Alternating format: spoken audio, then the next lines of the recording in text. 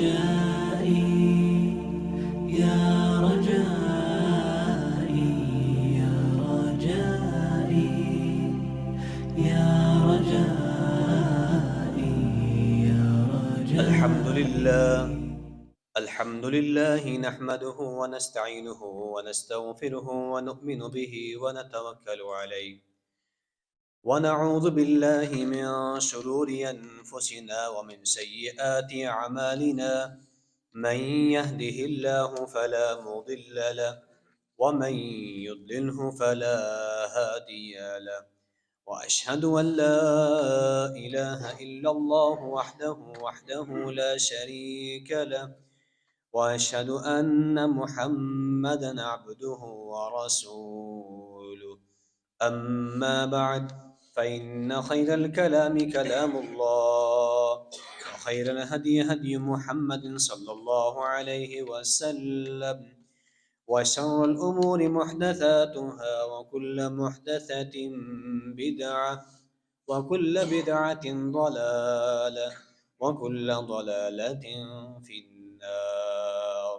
قال الله تبارك وتعالى في القرآن المجيد: أعوذ بالله السميع العليم من الشيطان الرجيم. بسم الله الرحمن الرحيم.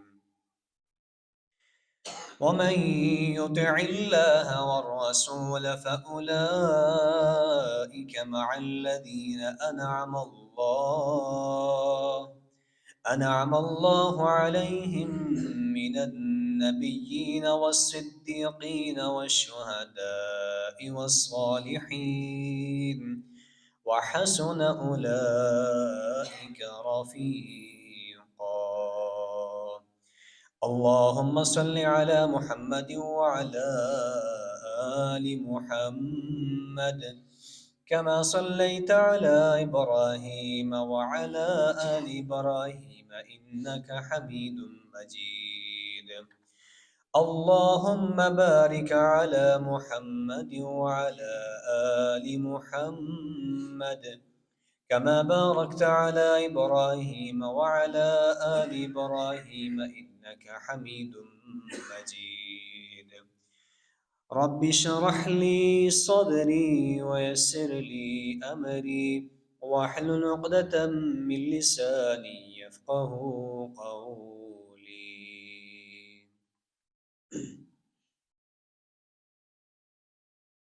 تمام تر حمد و ثنا اللہ وحدہ لا شریک کے لیے ہے۔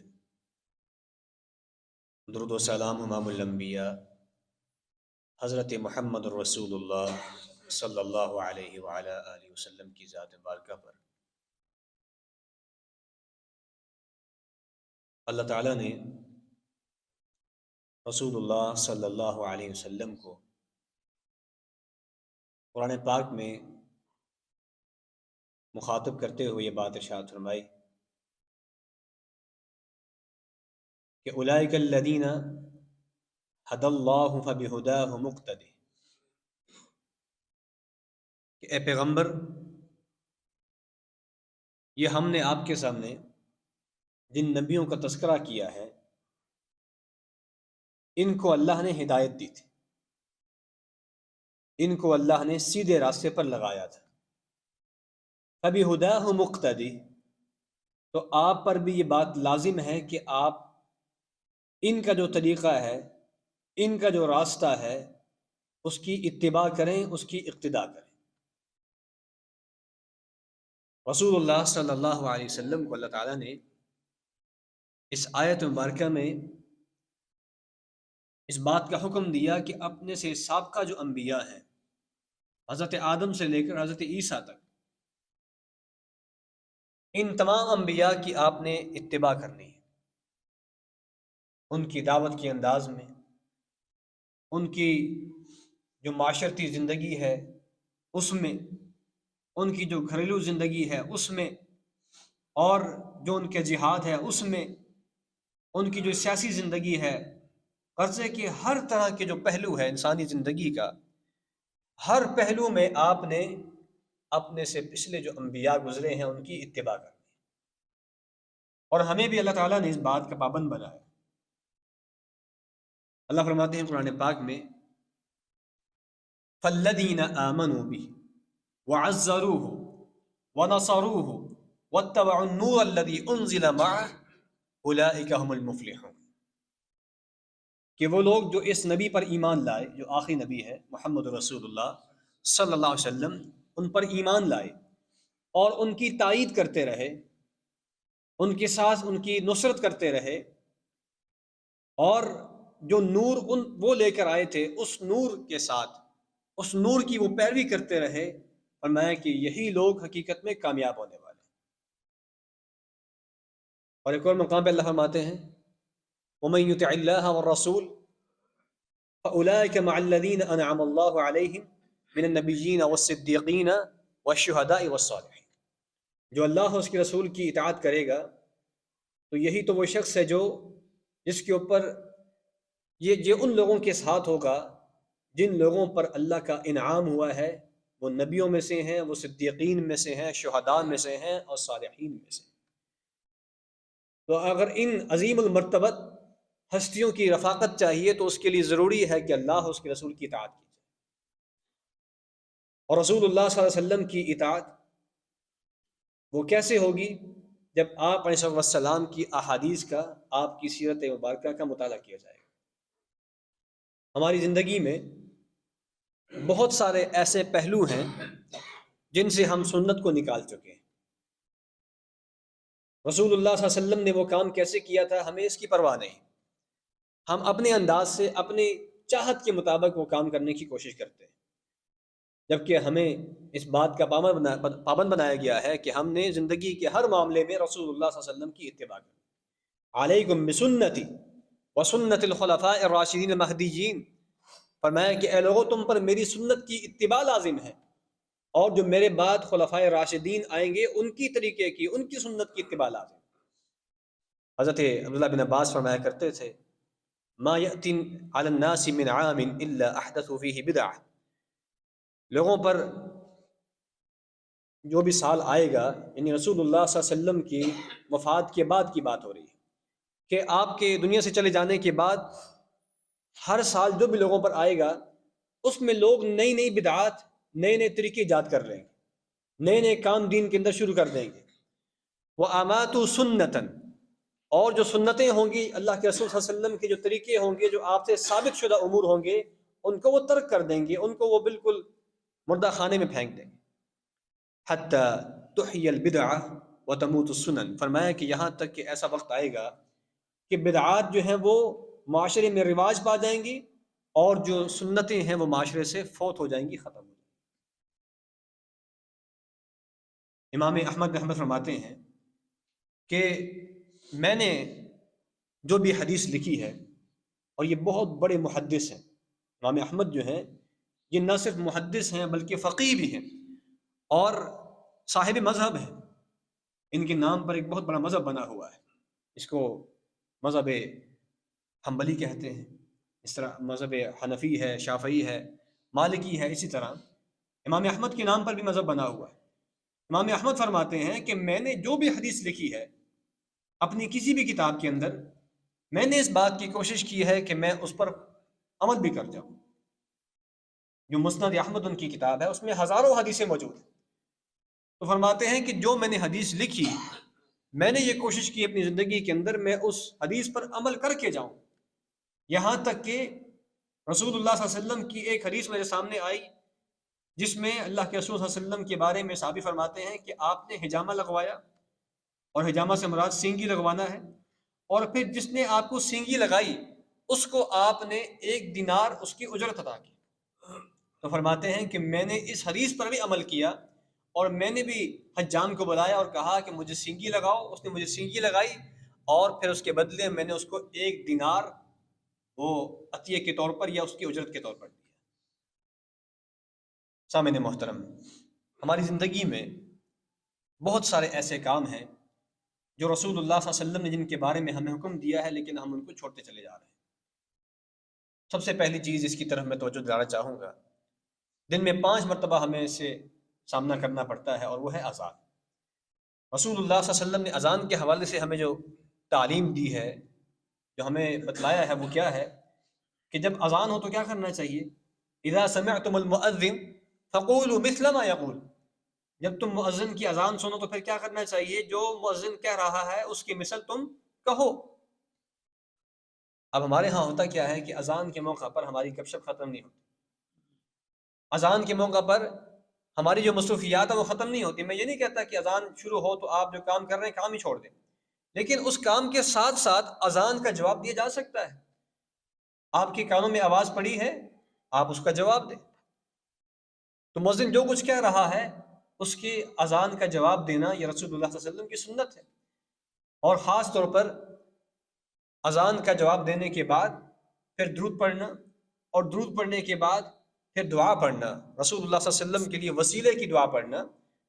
آپ صلی اللہ علیہ وسلم نے فرمایا کہ جو کوئی شخص اذان کا جواب دینے کے بعد درود پڑھتا ہے اور درود پڑھنے کے بعد میرے لیے وسیلے کی دعا مانگتا ہے تو اس کے لیے میری شفاعت جو ہے وہ واجب ہو جاتی ہے۔ کتنی بڑی فضیلت ہے جس فضیلت سے ہم محروم ہو جاتے ہیں اپنی کوتاہی اور سستی کی بنیاد پر۔ تو اذان کے دوران رسول اللہ صلی اللہ علیہ وسلم کی سنت یہ ہے کہ اذان کا جواب دیا جائے۔ دوسری بات سامعین محترم، ایک اور سنت جو ہمارے ہاں ختم ہوتی جا رہی ہے وہ کیا ہے کہ اللہ کے رسول صلی اللہ علیہ وسلم نے فرمایا تھا اذا دخل احدکم المسجد فلا يجلس حتى يصلي ركعتين، جب تم میں سے کوئی شخص مسجد میں داخل ہو تو اس کو اس وقت تک نہیں بیٹھنا چاہیے جب تک وہ 2 رکعت نہ پڑھ لے۔ اب ہم لوگ مسجد میں آتے ہیں تو بعض اوقات ہمارے آنے کے بعد بھی 4 سے 5 منٹ باقی ہوتے ہیں یا 10 منٹ باقی ہوتے ہیں، تو ہم لوگ کیا کرتے ہیں کہ گپ شپ میں وہ ٹائم ضائع کر دیتے ہیں، آگے پیچھے دیکھنے میں ٹائم ضائع کر دیتے ہیں، جبکہ ہونا یہ چاہیے کہ جیسے ہی ہم مسجد میں داخل ہوں ہمیں پتہ چل جائے کہ وقت باقی ہے، ابھی جو ہے وہ نماز کے لیے اقامت نہیں ہوئی ہے، تو ہمیں اپنی جو تحیت المسجد ہے اس کا آغاز کر لینا چاہیے۔ تو 2 رکعتیں تو ٹوٹل ہیں، یہ مسجد کا حق ہے ہمارے اوپر اور رسول اللہ صلی اللہ علیہ وسلم کی مبارک سنت ہے۔ یہاں تک کہ خطبہ جمعہ کے دوران بھی رسول اللہ صلی اللہ علیہ وسلم کے زمانہ میں ایک صحابی آئے، وہ مسجد میں داخل ہوئے اور بغیر وہ 2 رکعتیں پڑھے وہ بیٹھ گئے، تو رسول اللہ صلی اللہ علیہ وسلم نے خطبہ جمعہ کے دوران ان کو کہا کہ اے میرے صحابی کیا آپ نے تحیت المسجد پڑھ لی ہے؟ تو انہوں نے کہا میں نے نہیں پڑھی، تو آپ نے فرمایا کہ کھڑے ہو جائیں اور اٹھ کر 2 رکعت تحیت المسجد پڑھیں۔ اس حد تک آپ نے اس کے بارے میں تاکید فرمائی۔ تو اگر ہم مسجد میں داخل ہوں اور ہمیں وقت مل جائے تو ان نوافل کی اہمیت کو سمجھیں اور مسجد کا جو حق ہے اس کو ادا کریں۔ اس کے بعد سامعین محترم ایک اور جو چیز ہے کہ ہم جب مسجد میں داخل ہوتے ہیں تحیت مسجد پڑھ لی یا نہیں بھی پڑھی، تو اذان اور نماز کے دوران جو درمیان جو وقفہ ہے یہ بہت بہترین وقت ہوتا ہے کہ جس میں انسان کی دعا قبول ہوتی ہے۔ اللہ کے رسول نے فرمایا لا يرد الدعاء بین الاذان والاقامہ، لوگو اذان اور اقامت کے درمیان جو نماز کے لیے اقامت کہی جاتی ہے اس کے درمیان جو وقت ہے اس میں کی ہوئی دعا اللہ تعالیٰ کے ہاں رد نہیں کی جاتی۔ تو کتنا خوبصورت وقت ہوتا ہے، اگر ہم تحیت المسجد پڑھ لی ہے تو اس کے بعد اگر ہمیں آدھا منٹ بھی مل گیا ہے تو ہمیں کوشش کرنی چاہیے کہ ہم اس وقت میں دعا کر لیں، ہم اس وقت میں دعا کر لیں اور اللہ کے سامنے اپنی حاجت رکھیں۔ ہو سکتا ہے کہ ہماری دعا جو ہم نے اس وقت میں مانگی ہے اللہ فوراً قبول کر لے۔ اور ویسے بھی یہ تو میں نے آپ کو پہلے ہی بہت دفعہ یہ بات سمجھائی ہے کہ کوئی بھی دعا مسلمان کی ہم اس کے بارے میں یہ نہیں کہہ سکتے کہ یہ دعا قبول نہیں ہوئی۔ مسلمان کی ہر دعا قبول ہوتی ہے، لیکن اس کی قبولیت کی شکلیں مختلف ہیں، اس کی قبولیت کی شکلیں مختلف ہوتی ہیں، لیکن مسلمان کی ہر دعا اللہ تعالیٰ قبول کرتا ہے۔ اگر اس کا کھانا حلال کا ہے، ایسے نہیں ہو سکتا کہ مسلمان اللہ سے مانگے جبکہ اللہ خود فرما رہے ہیں کہ مجھ سے مانگو میں تمہیں دیتا ہوں، میں تمہیں دوں گا، تو ہم اللہ سے مانگے اللہ نہ دے، ایسے کیسے ہو سکتا ہے؟ ہمارا کھانا حلال کا ہو، لباس ہمارا حلال کا ہو، ہم اللہ کے سامنے دعا کریں، اللہ ضرور دعا قبول کرتا ہے۔ کبھی بعض اوقات دعا کی قبولیت کی شکل یہ ہوتی ہے کہ جو ہم مانگ رہے ہیں اللہ تعالیٰ فوراً دے دیتا ہے، بعض اوقات اللہ تعالیٰ تھوڑی دیر کے بعد دے دیتا ہے، اور بعض اوقات ایسے ہوتا ہے کہ اللہ تعالیٰ جو ہم اللہ سے مانگ رہے ہیں اس کے بدلے میں ہمیں اس سے کوئی بہتر چیز عطا فرما دیتا ہے، یا پھر اللہ تعالیٰ کوئی ایسی آفت ہوتی ہے، کوئی ایسی مصیبت ہوتی ہے جس نے ہماری طرف آنا ہوتا ہے، اس دعا کی برکت سے اللہ اس آفت کو، اس مصیبت کو دور کر دیتا ہے۔ اگر یہ بھی نہ ہو تو کل قیامت کے دن آخرت میں اس دعا کا اجر ملے گا ہی ملے گا۔ اس لیے دعا کسی بھی صورت میں ضائع نہیں جاتی۔ تو یہ جو وقت ہمیں ملتا ہے اذان اور اقامت کے درمیان، یہ بڑا قیمتی وقت ہے، اس وقت کو ضائع نہیں کرنا چاہیے۔ ہمیں آدھا منٹ بھی مل گیا ہے، اگر ہم ایک مرتبہ اس دعا میں درود شریف بھی پڑھ لیتے ہیں تو یہ بھی بہت بڑی بات ہے۔ رسول اللہ صلی اللہ علیہ وسلم کے زمانہ میں ایک صحابی آپ کے پاس آئے اور آ کر کہنے لگے، اللہ کے رسول، میں دعا میں کس قدر آپ پر درود پڑا کروں؟ یعنی دعا کرتے ہوئے ہم آغاز ہمیشہ درود سے کرتے ہیں، اللہ کی حمد سے کرتے ہیں، اور یہ آداب ہے دعا کے۔ تو فرمانے لگے، اللہ کے رسول، میں دعا میں آپ پر درود کتنا پڑا کروں؟ تو آپ صلی اللہ علیہ وسلم نے ان کو بتایا کہ تم درود کو بہت زیادہ کرو۔ وہ کہنے لگے کہ اگر میں اپنی دعا میں آدھی دعا یا ایک تہائی دعا، پہلے انہوں نے کہا کہ اگر ایک تہائی میں دعا جو ہے وہ درود پڑھوں، باقی میں اپنی حاجت اللہ کے سامنے پیش کروں، فرمایا کہ اگر تم زیادہ کرو تو تمہارے لیے بہتر ہے۔ کہنے لگے، اے اللہ کے رسول، اگر میں آدھی دعا جو ہے وہ درود شریف میں لے جاؤں اور آدھی میں اپنی حاجات اللہ کے سامنے پیش کروں، فرمایا کہ اگر تم اور زیادہ کرو تمہارے لیے بہتر ہے، ان زدت فہو خیر لک۔ تو کہنے لگے، اللہ کے رسول، دو تہائی کر لو۔ کہا اور زیادہ کر لو۔ کہا اللہ کے رسول، پھر تو یہ ہے کہ آئندہ کے بعد میں اپنی دعا میں صرف اور صرف آپ پر درود ہی پڑھا کروں گا، میں اپنی دعا میں آپ پر درود ہی پڑھا کروں گا، اپنی کوئی حاجت، اپنی کوئی مسئلہ اللہ کے سامنے پیش نہیں کروں گا۔ اللہ کے رسول نے کیا فرمایا؟ اللہ کے رسول نے فرمایا کہ پھر اگر تو ساری دعا میں مجھ پر درود ہی پڑھتا رہے گا، اللہ تعالیٰ اس درود کی برکت سے تیری مشکلات کو دور فرما دے گا، تیری تکلیفوں کو دور کر دے گا، کیونکہ اللہ کو تو پتہ ہے نا کس کی کیا مشکل ہے، اس کی کیا پریشانی ہے، یہ کیا مانگنا چاہتا ہے، لیکن یہ اپنے لیے مانگنے کے بجائے اللہ کے رسول کے لیے مانگ رہا ہے، یہ اپنے لیے کچھ مانگنے کے بجائے اللہ کے رسول پر درود بھیج رہا ہے۔ تو پھر اللہ تعالیٰ کیا کرتے ہیں، جو عالم الغیب ذات ہے، اللہ تعالیٰ اس کی حاجات کو، اس کی مشکلات کو ویسے ہی پورا کر دیتے ہیں، اس کی مشکلات کو ویسے ہی دور کر دیتے ہیں۔ تو یہ جو وقت ہے اس کو ضائع نہیں کرنا چاہیے، اذان اور اقامت کے درمیان کا وقت اس کو دعا کے لیے استعمال کرنا چاہیے۔ اس کے علاوہ سامعین محترم، ایک اور چیز جو ہمارے ہاں مساجد میں جس کی بہت کمی محسوس کی جا رہی ہے، وہ کیا ہے کہ نماز جو ہم پڑھ لیتے ہیں فرض نماز، اس کے بعد ہم نے سنتیں پڑھنی ہوتی ہیں، تو سنتوں کے لیے ہمارے ہاں سترے کا اہتمام نہیں ہوتا، اور یہ بہت بڑا مسئلہ ہے۔ رسول اللہ صلی اللہ علیہ وسلم نے سترے کی اہمیت کو بیان فرمایا۔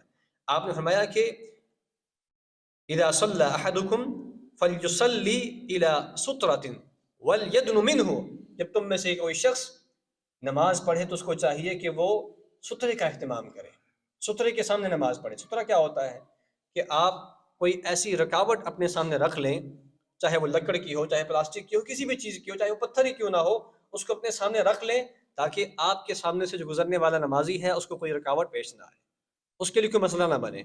اب ہمارے ہاں ہوتا یہ ہے کہ جیسی نماز ختم ہوتی ہے لوگ پچھلی صفوں میں جا کے نماز پڑھنا شروع کر دیتے ہیں، جو بقیہ نماز ہوتی ہے، سنتیں جو ہیں وہ پچھلی صفوں میں جا کر پڑھنا شروع کر دیتے ہیں۔ اب جو لوگ جنہوں نے جانا ہوتا ہے ان کے لیے پریشانی بن جاتی ہے۔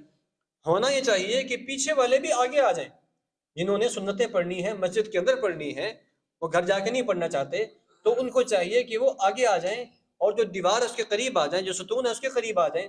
اگر ایسی کوئی چیز نہیں ہے تو کوئی اور چیز، کوئی پلاسٹک کی کوئی رحل ہے جس طرح ہمارے یہاں قرآن پاک کے لیے ہوتی ہے، یا کوئی کرسی ہے، کوئی بھی چیز ہے، اس کو اپنے سامنے رکھ کر اس کو سترہ بنا کے نماز پڑھے۔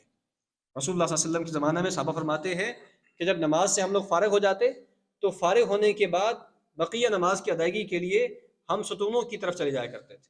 جو مسجد نبوی کے اندر ستون موجود تھے، چھوٹی سی مسجد تھی، جتنے بھی اس کے اندر ستون تھے، تو ہم ستونوں کی طرف چلے جاتے تھے اور ستونوں کو اپنا سترہ بنا کے ان کی طرف منہ کر کے نماز پڑھتے تھے۔ کیونکہ جو گزرنے والا ہے اس کے لیے پریشانی ہو جاتی ہے۔ اب اگر وہ گزرے تو گناہ گار ہوتا ہے، نہ گزرے تو اس کے لیے مسئلہ ہے، اس نے کہیں پہنچنا ہے۔ اللہ کے رسول نے فرمایا کہ کسی نمازی کے سامنے سے گزرنے کا گناہ اگر تمہیں پتہ چل جائے، اگر تمہیں کسی نمازی کے سامنے سے گزرنے کا گناہ پتہ چل جائے تو وہ شخص 40 سال بھی اس کو اگر رکنا پڑے تو وہ 40 سال بھی کھڑا رہے گا، یعنی اتنا بڑا گناہ ہے۔ اور ایک اسی حدیث کے اندر الفاظ 40 مہینے کے بھی آتے ہیں، 40 دن کے بھی آتے ہیں۔ بہرحال یہ گناہ بہت بڑا ہے کہ کسی نمازی کے سامنے آپ سے گزر کے چلے جائیں، گزرنا بھی ہے تو اس کے سامنے کوئی چیز لا کے رکھیں اور اس کے آگے سے گزر کے چلے جائیں۔ تو نماز کے لیے، بقیہ نماز سنتوں کے لیے سترے کا اہتمام بہت ضروری ہے، جو ہمارے ہاں بہت کمی جس کی دیکھی جا رہی ہے۔ اسی طرح سامعین محترم، ایک اور چیز جو سنت ہے رسول اللہ صلی اللہ علیہ وسلم کی اور ہم اس معاملے میں بہت کوتاہی کر رہے ہیں، وہ یہ ہے کہ جو بقیہ نماز ہے جس کے حوالے سے میں نے بھی تذکرہ کیا، کوشش ہونی چاہیے کہ اس کا کچھ حصہ ہم اپنے گھروں کے اندر جا کے پڑھیں۔ ایک تو آدمی وہ ہے جس نے مسجد سے فارغ ہو کے اپنی دکان پہ جانا ہے، مسجد سے فارغ ہو کے اپنے کسی کام پہ نکلنا ہے، تو وہ تو اور بات ہے، لیکن جس نے مسجد سے نماز پڑھنے کے بعد فرض کی ادائیگی کے بعد واپس گھر جانا ہے، اس کے لیے افضل عمل یہ ہے کہ وہ گھر جا کے نماز پڑھے. جو بقیہ جو سنتیں ہیں وہ گھر جا کے پڑھے. اللہ کے رسول نے فرمایا اجعلوا فی بیوتکم من صلاتکم ولا تتخذوها قبورا، اپنے گھروں کے اندر بھی نماز کو پڑھا کرو، ان گھروں کو قبرستان نہ بناؤ، کیونکہ قبرستان میں نماز نہیں پڑھی جاتی. تو جب آپ بقیہ جو نماز ہے، سنتیں نوافل ہیں، وہ گھر جا کے پڑھیں گے تو ایک تو یہ فائدہ ہوگا کہ آپ کی اس نماز کی وجہ سے آپ کے گھر میں خیر و برکت پیدا ہوگی. دوسرا فائدہ یہ ہوگا کہ آپ کے جو گھر والے ہیں ان کو ترغیب ملے گی. آپ کے بچے آپ کو دیکھیں گے، ساتھ کھڑے ہو جائیں گے نماز پڑھنے کے لیے. بیوی دیکھے گی، اس کے دل میں شوق پیدا ہوگا نماز پڑھنے کا. تو اس لیے اپنے گھروں کے اندر بھی نماز کی ادائیگی کا اہتمام ہونا چاہیے. تو ہم لوگ جو ہے کیا کرتے ہیں کہ ساری کی ساری نماز مسجد میں پڑھ کے گھر جا کے آرام سکون سے بیٹھ جاتے ہیں. تو بہتر طریقہ کار، افضل طریقہ کار یہ ہے کہ نماز کی جو سنتیں ہیں وہ گھروں میں پڑھی جائیں. اسی طرح سامعین محترم، ایک اور سنت ہے جس کے حوالے سے ہم بہت کوتاہی کا شکار ہیں، وہ ہے مسواک کا اہتمام.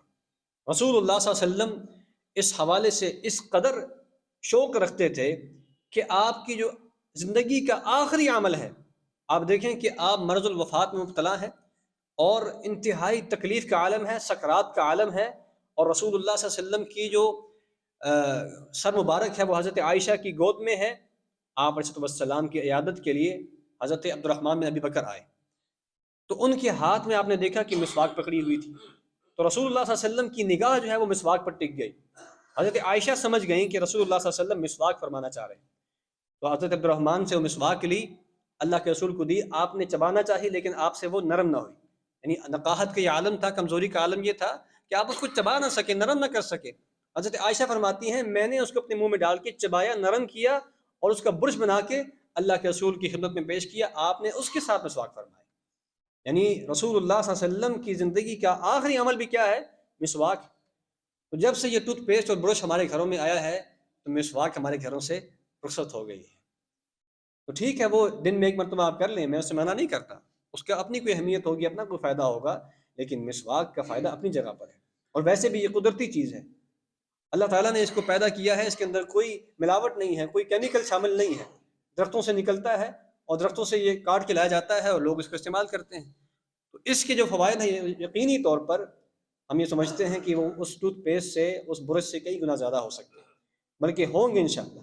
اللہ کے رسول نے فرمایا لولا ان اشق علی امتی لامرتهم بالسواک مع كل صلاۃ، اگر میں اپنی امت کے اوپر مشقت کو محسوس نہ کرتا، اگر اپنی امت کے لیے تکلیف کو محسوس نہ کرتا تو میں انہیں ہر نماز کے ساتھ مسواک کرنے کا حکم دے دیتا.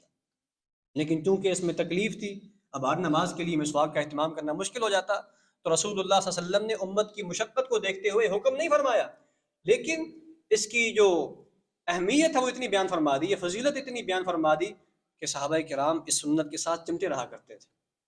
حضرت عائشہ فرماتی ہیں کہ رسول اللہ صلی اللہ علیہ وسلم گھر میں داخل ہوتے تو مسواک کر رہے ہوتے، گھر سے نکلتے تھے تو مسواک فرما رہے ہوتے تھے، اور آپ کے دانت مبارک چمک رہے ہوتے تھے. دانت صاف ہوں گے تو اس کے ذریعے سے پھر معدہ بھی صاف رہے گا، معدے کی بہت ساری خرابیاں بھی دانتوں کی صفائی کے ذریعے صاف ہو جاتی ہیں، ختم ہو جاتی ہیں. تو یہ رسول اللہ صلی اللہ علیہ وسلم کی سنت ہے، اس کا بھی اہتمام کرنا ضروری ہے. ایک اور سنت ہے جس کو ہم نے ترک کر دیا ہے، ہم بھول چکے ہیں، وہ کیا ہے؟ وہ ہے استخارہ. رسول اللہ صلی اللہ علیہ وسلم کے بارے میں صحابہ فرماتے ہیں کہ آپ علیہ السلام ہمیں استخارے کی دعا ایسے سکھایا کرتے تھے جیسے ہمیں کوئی سورت سکھاتے تھے. جس طرح قرآن پاک کی کوئی سورت ہمیں سکھاتے تھے، اسی طرح آپ ہمیں استخارے کی دعا یاد کروایا کرتے تھے. اور استخارہ جو ہے یہ کیا چیز ہے؟ استخارہ در حقیقت اللہ تعالیٰ سے خیر کو طلب کرنا ہے. اپنے کسی مشکل میں، اپنے کسی مسئلے میں اللہ تعالیٰ سے خیر کو طلب کرنا ہے، اللہ سے مشورے کو طلب کرنا ہے.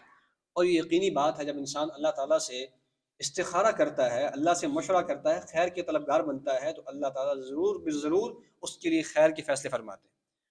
کوئی بھی کام ہو، یہاں تک کہ ہمارے اسلاف ایسے بھی گزرے ہیں جو روزانہ کی بنیاد پر استخارہ کرتے تھے. کسی سفر پہ نکلنا ہے اس سے پہلے استخارہ ہے، کوئی کام کرنا ہے اس سے پہلے استخارہ ہے، کسی کام کا آغاز کرنے جا رہے ہیں اس سے پہلے استخارہ ہے.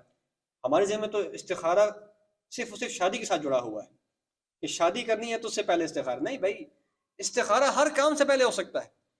آپ نے کوئی کاروبار شروع کرنا ہے اس سے پہلے استخارہ کریں، آپ نے کوئی سفر کرنا ہے اس سے پہلے استخارہ کریں، آپ کوئی کسی سے کوئی معاملہ کرنے جا رہے ہیں اس سے پہلے استخارہ کریں. یعنی ہر معاملے سے پہلے اللہ سے مشورہ کر لیں، اس میں کیا ہے اور کتنی دیر لگتی ہے، استخارے کا طریقہ کار کیا ہے۔ اور یہ بات بھی سمجھ لیجئے کہ استخارہ خود کرنا چاہیے۔ ہمارے ہاں ملک میں استخارہ سینٹر بنے ہوئے ہیں، باقاعدہ بعض لوگ آپ سے کہیں گے جی استخارہ ہم سے کروائیں، یعنی مسئلہ میرا ہے اور حل وہ کر رہا ہے، یہ کون سی بات ہے؟ استخارہ ہر انسان خود اپنا کرتا ہے، جس کو مسئلہ درپیش ہے، جس کو پریشانی ہے، وہ کرے گا اللہ سے مشورہ، یا وہ کرے گا جس کو مسئلہ ہی کوئی نہیں۔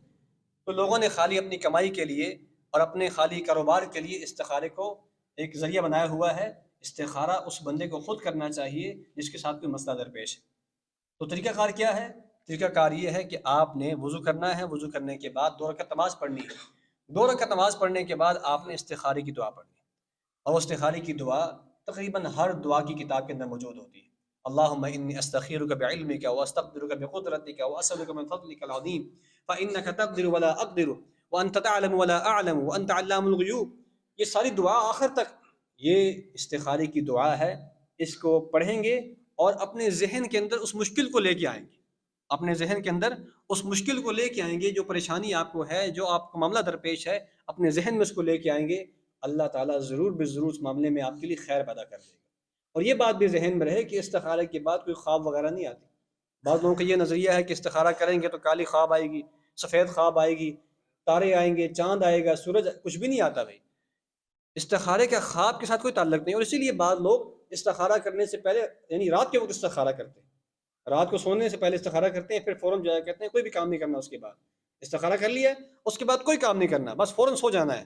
فوراً سے کیا ہوگا، جیسے ہی آپ سوئیں گے آپ خواب کی دنیا میں چلے جائیں گے، اللہ تعالیٰ کو بتائے گا ہاں جی آپ نے یہ کرنا، یہ نہیں کرنا، نعوذ باللہ من ذالک۔ یہ لوگوں نے خود سے اپنے سے باتیں بنائی ہوئی، ایسی بات نہیں، کسی حدیث کے اندر ایسی بات کا تذکرہ نہیں ہے کہ استخارے کے بعد کوئی خواب آتی۔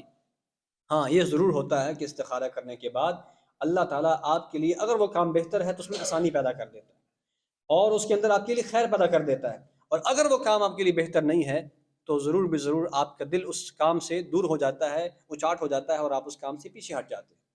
اور یہ ایک بار نہیں کرنا چاہیے، اللہ سے مشورہ بار بار کریں، بار بار استخارہ کریں، جتنا زیادہ جس حد تک آپ جا سکتے ہیں اس حد تک استخارہ کریں، اور جب تک دل مطمئن نہ ہو جائے استخارے کو آپ نے نہیں چھوڑنا ہے۔ سامعین محترم، اس کے علاوہ ایک اور چیز ہے جو آج کل ہماری جس سے ہم بالکل پیچھے ہٹ چکے ہیں، وہ یہ ہے کہ رسول اللہ صلی اللہ علیہ وسلم نے فرمایا اذا آوى احدكم الى فراشه فلينفس فراشه۔ رات کو سوتے وقت کی جو سنت ہے، رات کو سوتے وقت کا جو ادب ہے وہ یہ ہے کہ جب انسان اپنے بستر پر آئے تو اللہ کے رسول کی سنت کیا تھی کہ بستر کو جھاڑتے تھے، بستر کو جھاڑا کرتے تھے۔ تو ہم لوگ تھکے ہارے آتے ہیں، سیدھا بستر پہ چھلانگ لگاتے ہیں، سو جاتے ہیں، ایسے نہیں کرنا۔ کتنی دیر لگتی ہے؟ لیکن یہ سنت ہے، اور ہر سنت پہ انشاءاللہ اجر ملے گا۔ ہم نے اجر کی نیت سے یہ کام کرنا ہے کہ انشاءاللہ یہ جو میں اپنے اس کپڑے کو جھاڑ رہا ہوں، بستر کو جھاڑ رہا ہوں، ہو سکتا ہے اس میں آپ کے 2-3 سیکنڈ ٹوٹل لگیں گے، کسی بھی چیز کے ساتھ اس کو آپ جھاڑ لیں، کسی چادر کے ساتھ، کسی بھی چیز کے ساتھ، یا اپنے ہاتھ کے ساتھ اس کو جھاڑ لیں، تو کیا ہوگا، سنت پہ عمل ہو جائے گا، انشاءاللہ اجر ملے گا۔ تو رسول اللہ صلی اللہ علیہ وسلم کا مبارک طریقہ یہ تھا کہ جب آپ آتے تھے اپنے بستر کی طرف تو اس کو آپ جھاڑ لیا کرتے تھے۔ ایک اور آپ کا مبارک سنت یہ بھی تھی رات کو سوتے وقت کہ آپ وضو کر کے سوتے تھے، رات کو سوتے وقت آپ وضو کر کے سوتے تھے۔ اور وضو کر کے سونے کا فائدہ کیا ہے؟ جب انسان وضو کر کے سوتا ہے تو ایک حدیث میں الفاظ یہ ہیں کہ اللہ تعالیٰ ایک فرشتے کو اس کے سرہانے میں کھڑا کر دیتے ہیں، ایک فرشتے کو اس باوضو انسان کے سرہانے پہ کھڑا کر دیتے ہیں، اور ساری رات میں جتنی مرتبہ بھی یہ کروٹ لیتا ہے، کبھی دائیں طرف مڑتا ہے، کبھی بائیں طرف مڑتا ہے، کبھی سیدھا ہوتا ہے، کبھی کیا ہوتا ہے، جتنی مرتبہ بھی یہ مڑتا ہے، پہلو بدلتا ہے، وہ فرشتہ اس کے لیے اللہ تعالیٰ سے دعا مانگتا ہے۔ وہ کہتا ہے اللہم اغفر لہ، اللہم اغفر لہ، اللہم ارحمہ، اے اللہ اپنے اس بندے کو معاف کر دے، اے اللہ اپنے اس بندے پر رحم کر دے۔ تو اللہ تعالیٰ ساری رات کے لیے فرشتے کی ڈیوٹی لگا دیتا ہے کہ تم نے اس کے لیے، یہ سویا ہوا ہے، تمہاری ڈیوٹی ہے کہ تم نے اس کے لیے دعائیں مانگنی۔ اور پھر دوسرا طریقہ کار کیا ہے، دوسرا معاملہ کیا ہے کہ جب آپ وضو کر لیا ہے تو سوتے وقت جب آپ لیٹیں گے تو کس طرف لیٹنا ہے؟ دائیں طرف لیٹنا ہے۔ تو آج کل تو ہمیں اس لیٹنے کا پتہ ہی نہیں ہوتا، جس طرف ہمارا موبائل ہے ہم اسی طرف ہوتے ہیں، اگر موبائل بائیں طرف ہے تو اسی طرف ہے، موبائل سیدھا ہے تو سیدھے ہیں، کئی لوگ بالکل الٹے لیٹ جاتے ہیں۔ یہ الٹا لیٹنا شیطان کی لیٹنا ہے، یعنی شیطان جو ہے وہ الٹا سوتا ہے۔ بچہ بھی اگر ہے تو اس کو بھی دائیں کروٹ پہ لیٹائیں، اگر رات کو وہ الٹا ہو گیا تو اور مسئلہ ہے، لیکن آغاز آپ کا ایسا ہونا چاہیے کہ آپ نے دائیں طرف سونا ہے، دائیں طرف پہلو کر کے سونا ہے، پھر اس کے بعد اب سو گئے ہیں، سونے کے بعد کیا ہوتا ہے وہ تو انسان کو پتہ نہیں، نہ انسان اس کا مکلف ہے. اس لیے نہ تو الٹا سونا ہے، نہ بالکل سیدھا سونا ہے، نہ بائیں طرف سونا ہے، بلکہ دائیں طرف سونے کی پوری کوشش کرنی ہے یہاں تک کہ آپ کی آنکھ لگ جائے. ایک اور چیز سامعین محترم جو ہماری زندگی سے جو دور ہو چکی ہے وہ کیا ہے؟ اللہ کے رسول صلی اللہ علیہ وسلم نے فرمایا کہ ما حق امرئ مسلم له شيء يوصي فيه يبيت ليلتين الا ووصيته مكتوبة عنده. فرمایا کہ کوئی بھی آدمی جو مسلمان آدمی ہے وہ کسی چیز کے بارے میں وصیت کرنا چاہتا ہے، میرے دل میں ایک کسی چیز کے حوالے سے، کسی عمارت کے حوالے سے، کسی بلڈنگ کے حوالے سے، کسی گھر کے کسی کام کے حوالے سے کوئی بات ہے، میں وصیت کرنا چاہتا ہوں لیکن روزانہ سستی کر جاتا ہوں.